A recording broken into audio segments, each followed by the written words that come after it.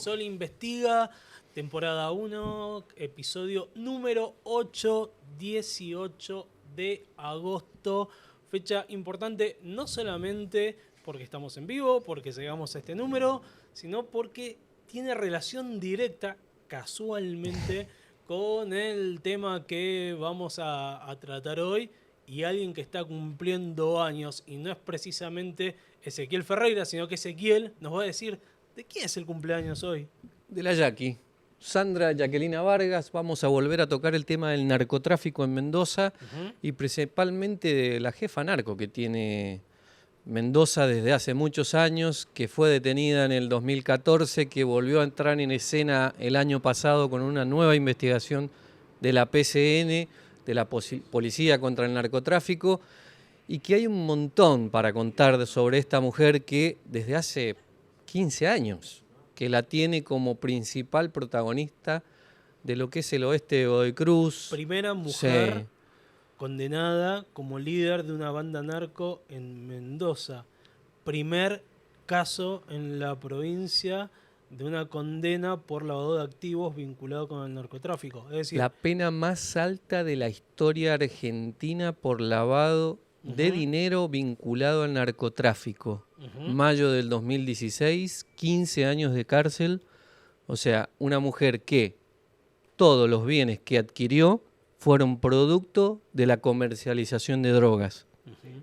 O sea, no había condena en la Argentina. El delito precedente. Exacto. Con el cual conseguía ese dinero que después lo tenía que lavar. Lavar significa meter al mercado formal dinero que proviene de una actividad ilícita. Esa actividad ilícita era la venta de estupefacientes. Y fue el caso en Mendoza, que en el 2011, 2012, poco se hablaba de organizaciones criminales que tenían soldaditos, que a fuerza de choque, de abuso de armas, de asesinatos, con jóvenes que cobraban unos pocos pesos, ganaban territorio, posicionaban sus kiosquitos, te quitaban una casa. Bueno, acá vamos a reconocer y obviamente a tirarnos flores, pero mucho tuvo que ver el trabajo que se hizo en la sección policial del Sol, porque en ese momento, año 2011, 2012, se iban publicando diferentes hechos que estaban ocurriendo en el oeste de Godoy Cruz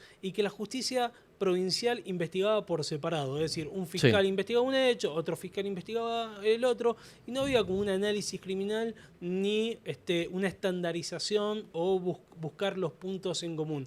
Lo que sí se hizo en la sección policiales del Sol, con Ezequiel a la cabeza, era ir vinculando esos diferentes hechos, yendo a los lugares, entrevistando gente y detectando que siempre había un personaje que era como el núcleo, el punto en común o central de donde se desprendían casos de ajuste de cuenta, homicidios, etcétera, etcétera. Y todo apuntaba siempre a Sandra Jacquelina Vargas, conocida como la Jackie, y ese ejército de soldaditos, una figura que empezó a ser recurrente y utilizada tanto en los títulos como en las crónicas del Sol, esto de un soldadito de la Jackie, un soldadito de la Jackie. Pasaron muchas cosas.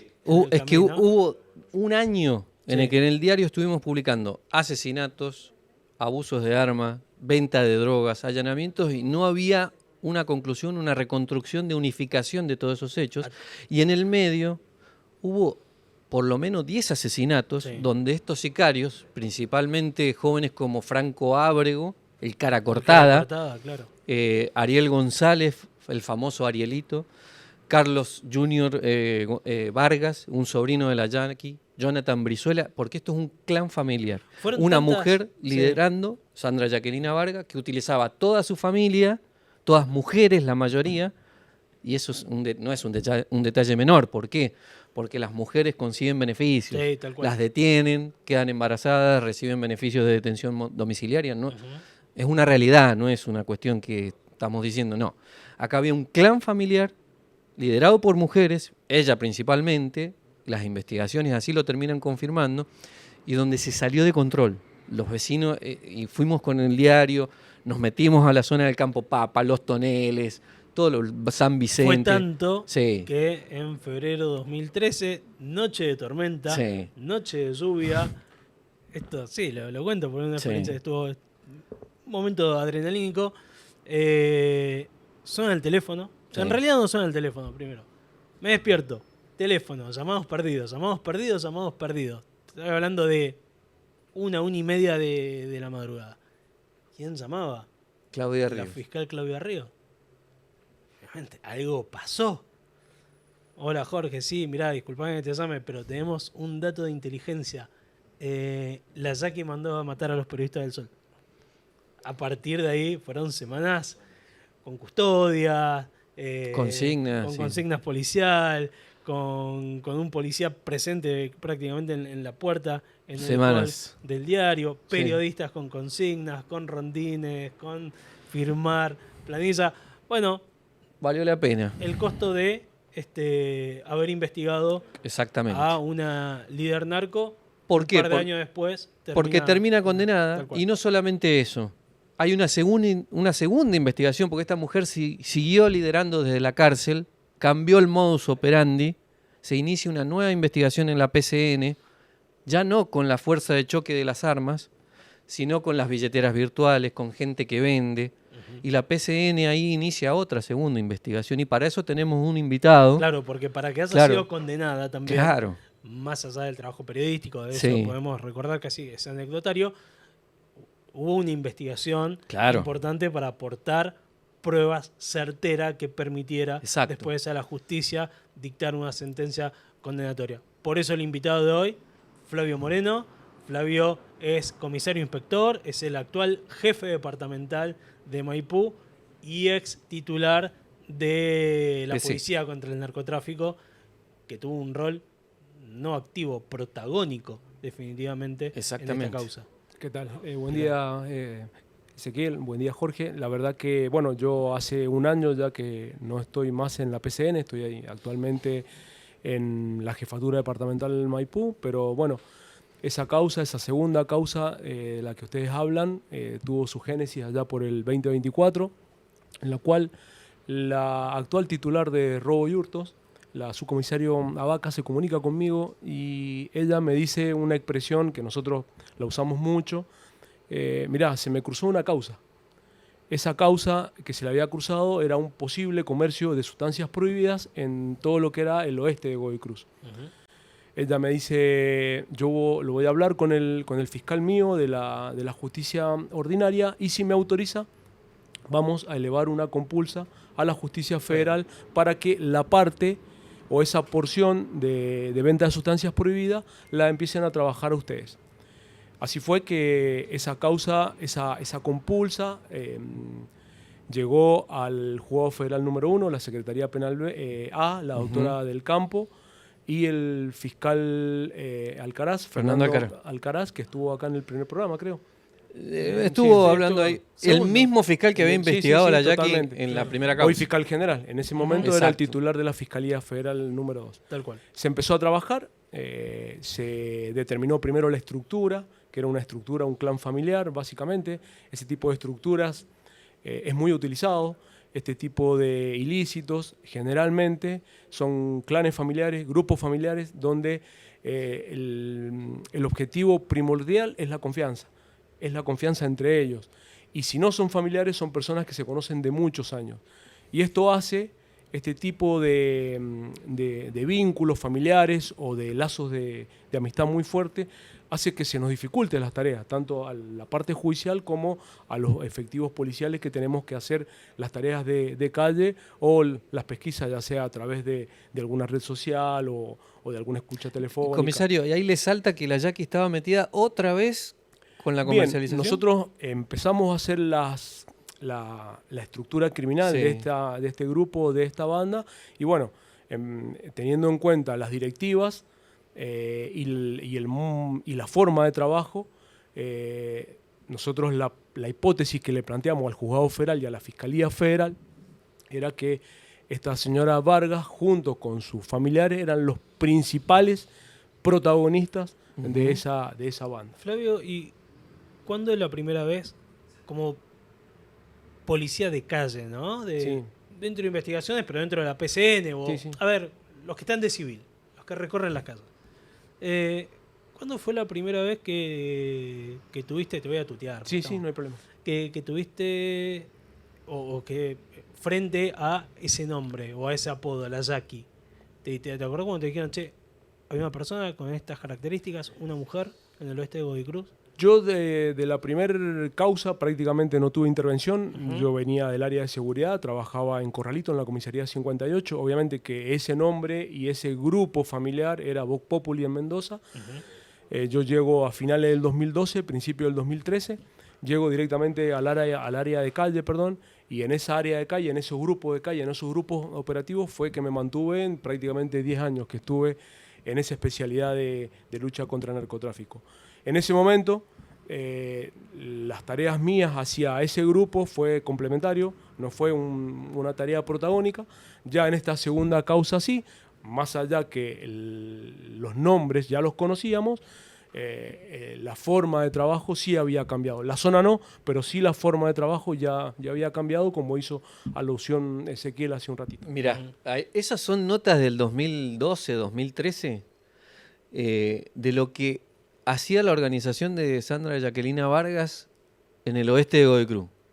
Ese fue el crimen de Rubén Cáceres, un hombre que apareció, o que lo encontraron, no me gusta decir desapareció, que lo encontraron. Se apareció. Se aparece un cadáver, nos vamos todos. Sí, nos vamos todos, se aparece un cadáver. Lo encontraron decapitado y quemado. Bueno, la organización de Vargas lo paseó en un vehículo a la cabeza. Sí, fue conocida esa historia, claro. Por el campo Papa. ¿Cuál era el objetivo de la banda? Decir, mirá lo que te puede pasar. Danos los kiosquitos, danos las casas, porque si no, está el cadáver. Yo accedí a la foto del cadáver, no sabés. Tremendo. Bueno. Todo eso es 2012, 2013, cuando ella todavía no estaba detenida. Y todos los que se mencionaban estaban el Arielito, el Cara Cortada, un hermano de la Jackie, no terminaron condenados. Todos estos crímenes terminaban impunes. Ahora, sí, Flavio pregunta, porque nosotros vemos eso, hoy incluso podemos ver noticias similares, y nos parece todo muy lejano. Sí. ¿No? Como que no pasa en Mendoza, o pasa en otra Mendoza, en otra provincia, o en otra zona, en otra dimensión. Está más cerca de lo que creemos. En realidad está muy segmentado y está ahí y no se expande. Esta pregunta me la han hecho un montón de veces, sobre todo en la época... Porque ustedes ven algo, que nosotros no vemos, ¿no? Claro. Sobre todo en la época cuando Rosario estaba complejo, inclusive hasta familiarmente me han hecho esa pregunta. Dice, ¿qué tan cerca o tan lejos estamos de Rosario? Esa siempre ha sido esa comparación. Tal cual.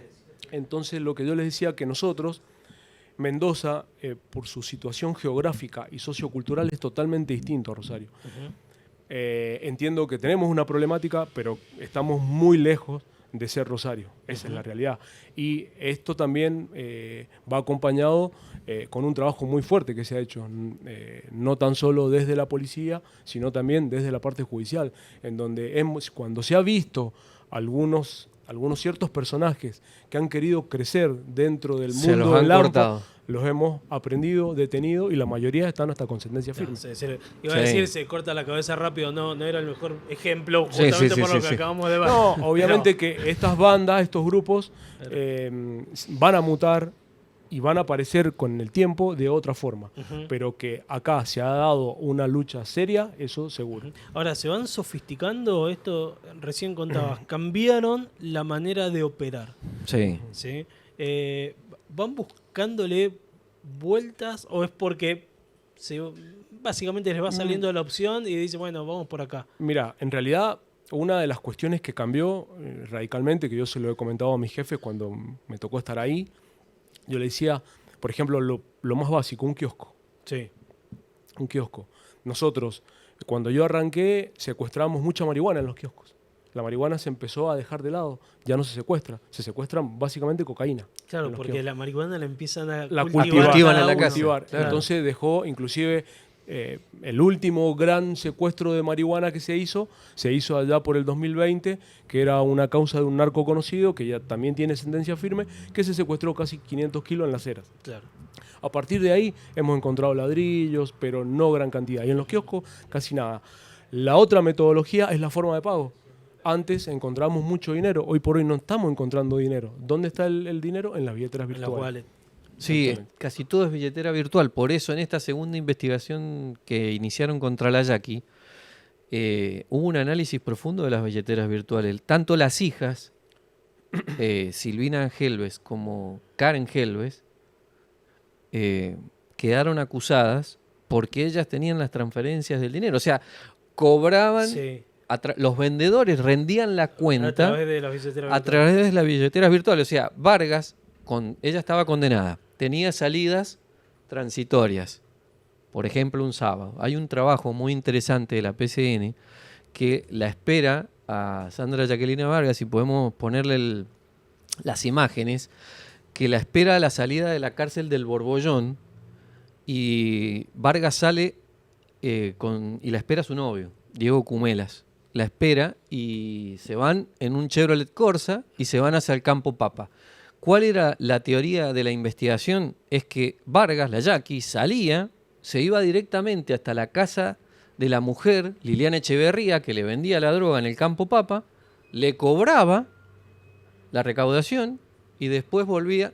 No, esas no son las imágenes No. Eso es otro caso. Vamos a hablar después. Ya vamos a hablar de eso, pero es muy interesante porque la teoría sostiene que Vargas salía, cobraba, hacía el rol de recaudación y después volvía, después de pasar unas horas en su casa del barrio Los Toneles, de Godoy Cruz, que es colindante casi al Campo Papa, al barrio Sarmiento, toda la zona donde ella se movía, y hacía ese rol. Tanto sus hijas, que la más grande de ellas, Silvina Helves, que fue condenada en el primer juicio del 2016, está imputada otra vez y está procesada. Bueno, o sea que volvemos a tener ese mismo déjà vu, o tenemos el déjà vu. Ahí está, ese es el seguimiento que hace la PCN de la Jackie saliendo. Eso es el 20 de junio, si mal no recuerdo, mientras estaba en proceso investigativo de la PCN, eso es saliendo ella del Borbollón.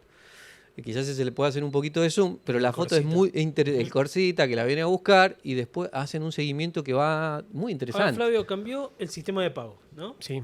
¿Cambió el sistema de distribución también? Digo, ¿los clientes van a los kiosquitos o ahora aprovechan delivery? Y el delivery también está fuerte.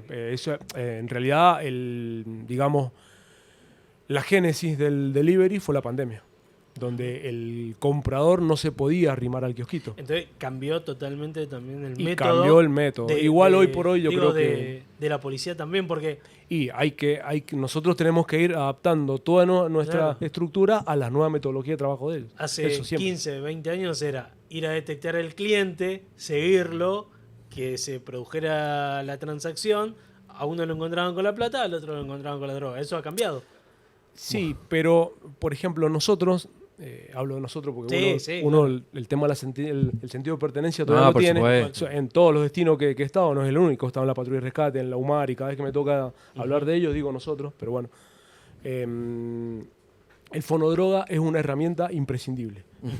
Es fundamental. Muchas veces lo que nos puede aportar el vecino en cuanto al detalle de la metodología es muy bueno y es clave. Termina muchas veces siendo clave. De hecho, los 500 kilos que se le secuestra a Fido Díaz en aquel entonces... Sí, por supuesto, venían de Paraguay. Ingresa a través del fonodroga, del servicio de fonodroga. Un vecino que dijo, miren, tengo esta irregularidad en el barrio. Bueno, a partir de ahí empezamos a trabajar. Bueno, lo del Fido fue muy interesante. Matías Fido Díaz, que estuvo investigado por el crimen de Abigail Carniel, que no la encuentran todavía esa chica en el barrio 8 de abril, está condenado por tema de drogas, ingresa en los llamados, venían los camiones de Paraguay, ocultan la droga en las eras, lo tienen en el cargamento oculto para enfriar la droga, y esa droga, esa marihuana que dice Flavio, iba siendo distribuida para diversos sectores. Una parte la llevaban en un taxi para otro lado, otra parte del cargamento para el otro. Es muy interesante esa investigación. Podríamos hablar en algún momento, vinculada con Barra Bravas, de todo. Ahí está el Fido. Hay algo que muchas veces a la gente que nos está viendo, escuchando, que nos lee generalmente en el diario, nos llama la atención, porque sorprende. Una mujer, puede ser un prejuicio machista, pero es una mujer la que está manejando una organización criminal con estas características. Digo porque en la fantasía, en las películas, en todo eso, siempre tenemos al capo narco, pero no a la capo narco, ¿sí? Se da más seguido de lo que creemos y acá, antes de seguir, yo recuerdo un caso de alguien de investigaciones también, temprano, 6 de la mañana, teléfono. 2008. Sí, publicate esto, ¿qué es? Encontraron a una mujer frente al barrio La Gloria, en el acceso, en una camioneta, la mataron. Y se llama así, y así, publicalo. Mirá esa nota. Porque no es cualquiera esta mujer. ¿Cómo se llamaba? La reina, Zulma Figueredo Campo. Mirá, esa foto, la primera a la izquierda, nunca trascendió. La publicamos en el diario. La primera mujer a la izquierda, esa nota la hicimos en el diario hace un par de años, del poder de las mujeres en el mundo narco. Si la pueden poner otra vez, es muy interesante. ¿Por qué? Porque en los últimos años el poder de las mujeres ganó territorio en Mendoza. Y el caso de Zulma Figueredo Campo, la reina, una mujer, como dijo Jorge, estaba con su pareja, una mujer que venía paraguaya, venía desde el norte del país, venía en una Toyota Hilux con Richard Martínez. Se salvó Richard Martínez, desapareció del mapa, lo asesinaron hace 2 años, Jorge. Mirá. Un detallito, contamos la historia en el diario también. Ella fue la primera mujer que venía a cobrar una deuda, a entregar un cargamento, pero en el 2008 la asesinan. Después de Zulma Figueredo Campo, ella tenía... El recibimiento que le hicieron a su en cuerpo, Capital Federal. En Capital Federal. ¿Por qué? Porque ahí estaba su hermana. A los tiros. Sí, a los tiros. Impresionante. Ella fue la primer narco en Mendoza, un caso que se trabajó, no le encontraron la vuelta nunca acá en Mendoza. La investigó el fiscal Daniel Carniero, la causa, la trabajamos muchísimo. Vos también la trabajaste un montón. Nunca le encontraron la vuelta para resolverlo. Richard Martínez le metieron como 4 o 5 balazos, calladito. Se volvió a Paraguay. Hace 2 años lo mataron en otro hecho, también relacionado con drogas. En Paraguay también nunca se va a resolver ese caso, ya prescribió, obvio.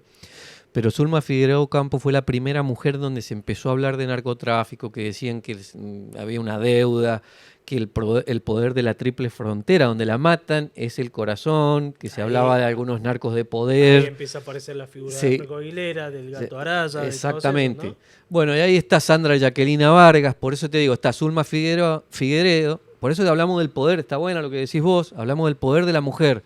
Zulma Figueredo, Sandra Jacquelina Vargas, Sandra Monasterios, que es otra mujer condenada, vos quizás la conocés, Flavio, la han condenado en San Juan. Rebeca Rollano abajo a la izquierda también. Celeste Genero en el medio abajo, que está detenida, la han condenado. La cara de Flavio. Flavio ha trabajado cuando trabajaba en PCN, está condenado 8 años el año pasado de pena unificada. La han allanado en el Campo Papa. ¿Quién ganó el poder en el Campo Papa luego de la detención de la Yaqui?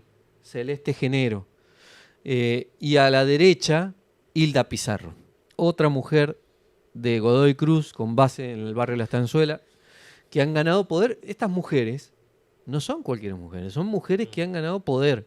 Y la Yaqui ha estado en el centro de la escena, repito, con modus operandi diferentes, que se ha ido ayornando, primero a fuerza de choque, y enemistada con mucha gente, y que empezó a enfurecerse en el 2014, que ahí pierde el poder de todo cuando asesinan a su marido. Ella termina cayendo y pierde el poder cuando asesinan a Christian Helves, su marido de toda la vida, 5 hijos con ella. Lo asesinan a fines de enero del 2014, matan a Christian Helves, ella pierde el poder. Mirá el descontrol que había en la organización, que ella manda a matar, nunca se lo comprobaron tampoco, no llegó a juicio, la terminan sobreseyendo, pero hay escucha donde da la orden. La banda se confunde, matan a un joven que fue a comprar drogas en el barrio Sarmiento, Andrés El Potrillo Arce, oriundo del barrio Huarpes, lo confunden en el barrio Sarmiento con Javier el Carnicero Quirino, el verdadero autor del crimen de Christian Helves, que termina confesando y lo condenan. Lo confunden al Potrillo Arce, es él, están las escuchas, Lo acribillaron de 15 balazos, vestidos con uniformes policiales, le confunden el auto y lo terminan matando. Era tal el descontrol que había de la organización y el poder que tenían que confunden a un comprador de estupefacientes con el carnicero Quirino y lo mataron. Para contar cómo actúa. Dato de color del caso de Zulma Figueredo. Cuando llega a Buenos Aires, la persona que la trasladaba de acá, que trasladó una suerte de morguera, lo recibieron allá, le dijeron, esto es todo, hasta acá llegaste. Sí. Gracias por los servicios, le dieron una suma importante de dinero. Gracias por los servicios, a partir de acá el cuerpo es nuestro. ¿Les llama la atención esto de tantas mujeres liderando bandas narcos? No, bueno, creo que el rol protagónico de la mujer hace muchos años que ya viene haciendo mella, por así decirlo, pero nos pasa en cualquier actividad. En la policía mismo, cuando yo ingresé, hace 30 años atrás casi, en mi promoción eran 14, 15 mujeres, hoy por hoy las promociones de mujeres son más grandes. Y para comandar este tipo de grupos hay que ser líder. Y ser líder yo creo que no tiene una condición ni de género ni de sexo. Es una cuestión de personalidad. Y ellos lo tienen. Pero en el mundo narco sí se ve, pero no se ve tanto en bandas de asaltantes, por ejemplo. La verdad que nunca he trabajado bandas asaltantes en la realidad, pero yo creo eso y creo que nosotros, si lo llevamos al plano policial, tenemos muchas mujeres que son líderes y son unas excelentes gestionadoras. Yo lo llevo a ese plano. Ahora, en otro tipo de delito, la verdad que lo conozco. Ahora, sí tenemos viudas negras, sí tenemos un montón de situaciones donde las mujeres son protagonistas. Sí, totalmente de acuerdo.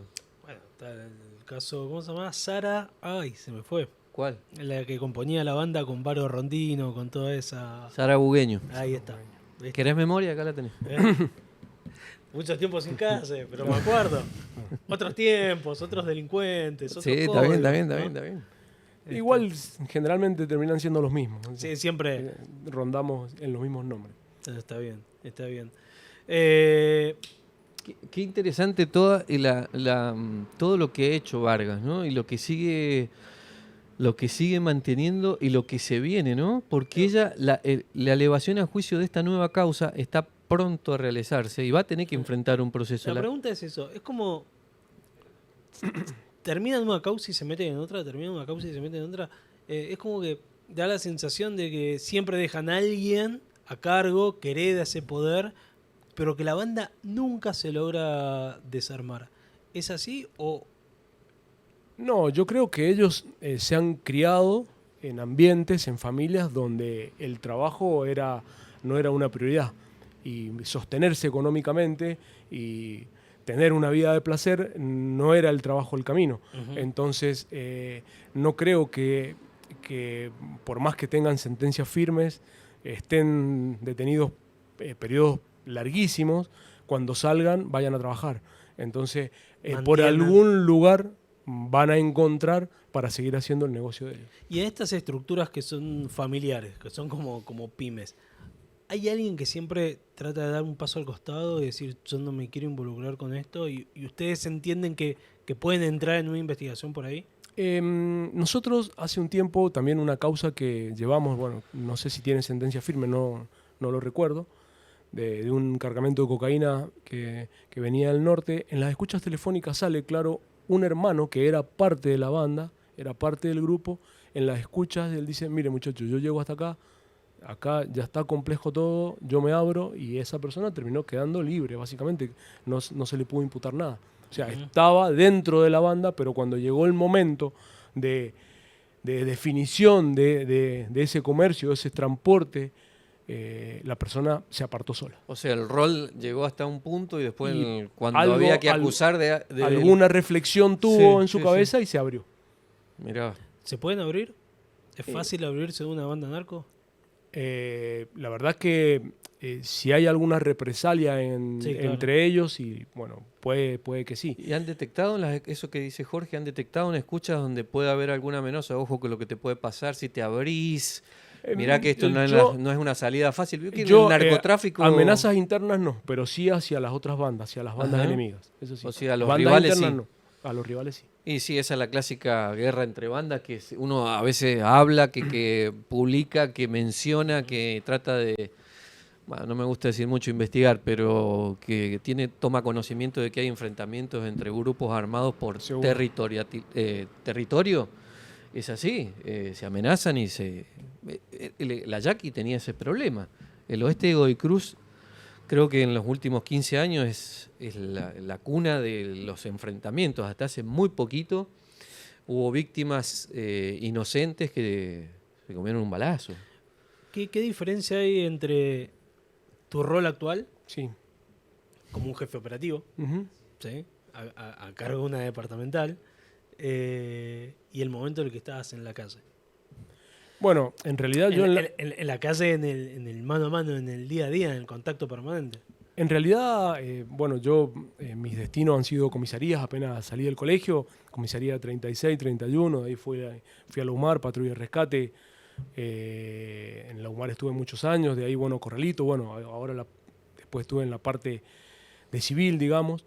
Después volví a la parte uniformada, he tenido vaivenes, digamos, en la carrera, que los tenemos todos, porque la policía es así, nosotros tenemos destinos, y nuestros jefes van diciendo, bueno, hasta acá llegaste, ahora tenés este objetivo.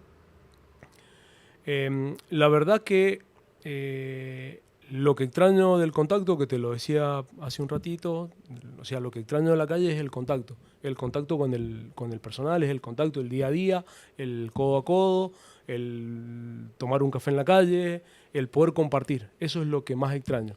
Que hoy por hoy, con mi rol más de gerenciar todo el recurso, trato de salir a la calle, pero ya no puedo salir tanto a la calle como lo hacía antes. Pero me gustan las dos funciones, la verdad. Pero, que no. ¿Y qué te aportó en la calle? ¿Y qué te aportó esa experiencia en la calle para poder gestionar ahora a tu persona? Fundamentalmente saber lo que sufre un policía en la calle, que muchas veces nosotros lo vemos en la calle parado y no sabemos que tal vez ese policía lleve 10 horas.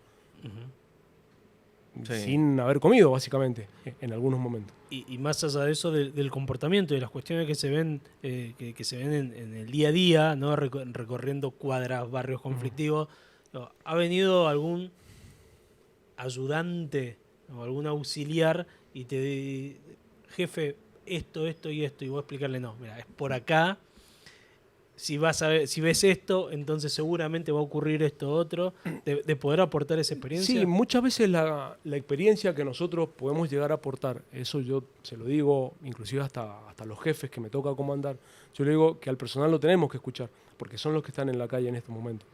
Y que muchas veces la calle que nosotros vivenciamos es totalmente distinto. Es muy dinámico el tema de la calle. La calle que yo viví hace 3 años no es la misma calle de ahora.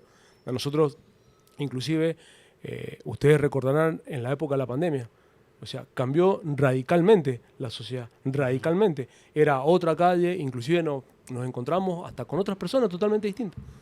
Que, bueno, gracias a Dios volvimos a una normalidad, pero yo creo que la sociedad no volvió a ser la misma después de la pandemia. Y nosotros tenemos que ir adaptando nuestras metodologías y nuestros sistemas de trabajo en relación a la sociedad del aquí y el ahora. ¿Hay crimen organizado en Mendoza? ¿Se ve eso? ¿Se ven bandas con un nivel de sofisticación como para decir, bueno, esto merece una investigación especial? ¿O es más precario todo? ¿O se van surgiendo? No, en realidad del crimen organizado que vos haces mención, creo que la policía ha dado respuesta. Todos aquellos cabecillas o líderes fuertes que quisieron asomar la cabeza, nosotros los pudimos trabajar y los pudimos neutralizar.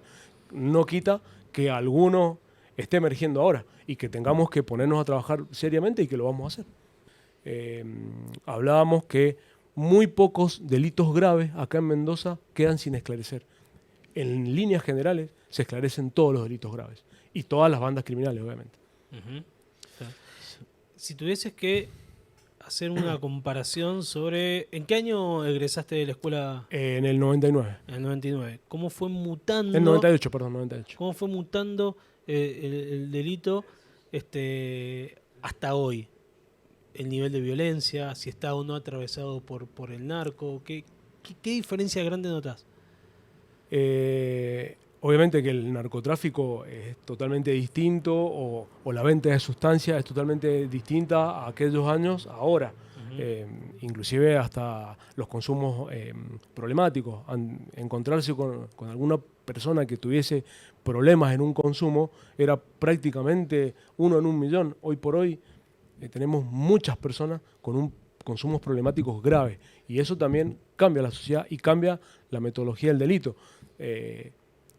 Estos consumidores muchas veces por conseguir dinero para poder satisfacer esa necesidad y pueden llegar a cometer algún delito grave. En las barriadas ahí que te toca pasar o que te comenta tu gente en Maipú, está, como decís, está presente casi siempre el consumo de sustancias, en los jóvenes principalmente. Yo la verdad que, bueno, esto voy a hablarlo de las reuniones vecinales que he tenido, que muchas veces el vecino nutre mucha información porque ellos están ahí. La verdad que me han hecho mención, pero si nos comparamos con otros departamentos, estamos lejos. Maipú de otros departamentos, no voy a decir cuáles, pero creo que estamos lejos Maipú de otros lugares. De las que has investigado y que has llegado a condena, digo, las que están abiertas, no te vamos a poner un compromiso, ¿cuál crees que ha sido la banda más compleja para poder enganchar y más complicada para poder investigar? No, en realidad por ahí creo que más complejas al final del día terminan siendo todas complejas, porque se invierten muchas horas, muchos recursos. Creo que todas han tenido alguna cierta particularidad. Por ahí la del Fido Díaz, esa causa se terminó, digamos, resolviendo en poco tiempo. Muchas veces las causas se insumen meses, o sea, días, meses y hasta años. Esta causa en pocos meses la pudimos resolver, pero no quitó que no fuese compleja. No es un trabajo para ansiosos. No, totalmente. Viste que hay veces que los objetivos de los funcionarios son o desbaratás kiosquitos o vas por los peces gordos. Si vas por los peces gordos tenés que, es como decís vos, no tenés que ir no es para ansiosos. Son los que están detrás de los trabajos importantes. Claro, de estas grandes investigaciones que todavía son actuales, que todavía no terminan. Vamos a ver cómo la Jackie tiene que sentarse otra vez. Así que vamos a ver si la justicia federal...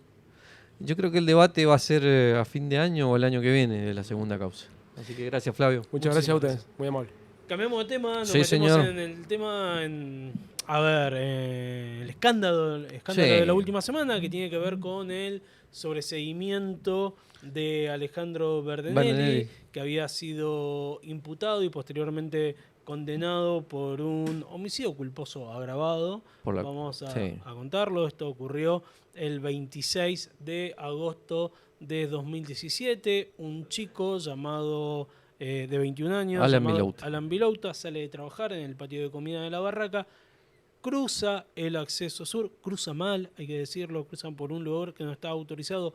¿Por qué lo hace por ahí? Y porque el paso peatonal, que es un paso bajo nivel, que está... Inseguridad, tenía miedo el pibe. Era un punto donde se habían dado muchos robos, entonces no solamente él, muchos chicos que trabajaban ahí, que tenían que cruzar el acceso sur, se mandaban a atravesarlo. Y tenía que tomarse el colectivo. Guardarray, y bueno.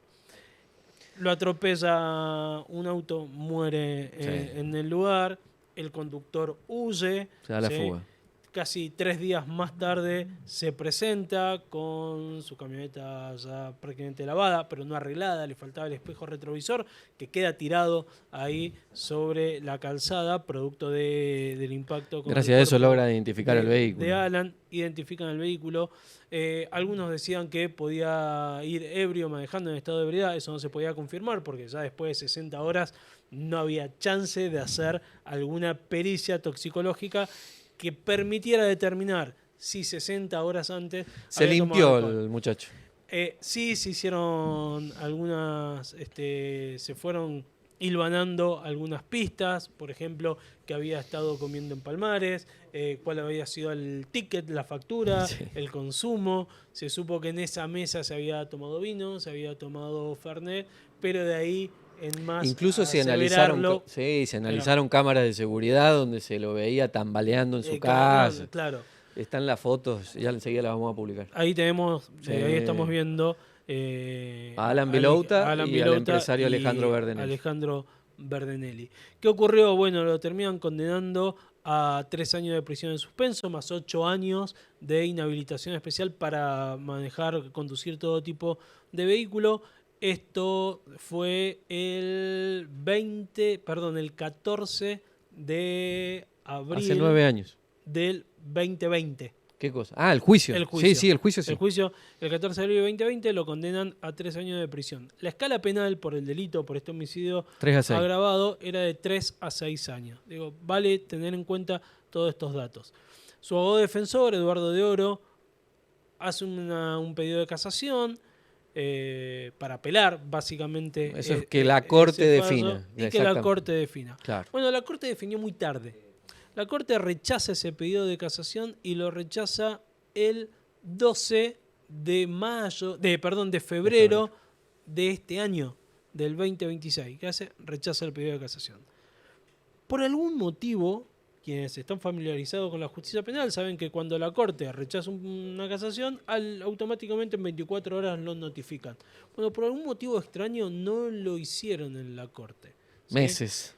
Bueno, pasaron 20 días entre que salió el rechazo a la casación y que fueron notificadas las partes. ¿Qué hizo Eduardo? Esto fue el 9 de marzo. ¿Qué hizo Eduardo de Oro? Dejó pasar unos días más y presentó un recurso extraordinario ante la Corte Federal.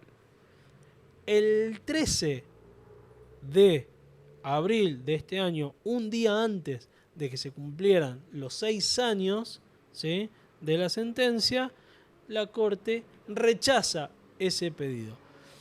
Como el Código Procesal de la Provincia de Mendoza y la jurisprudencia que está vigente determina que la notificación se le tiene que hacer en persona al imputado o condenado, no lo encontraron y finalmente lo terminan hallando 3 días después.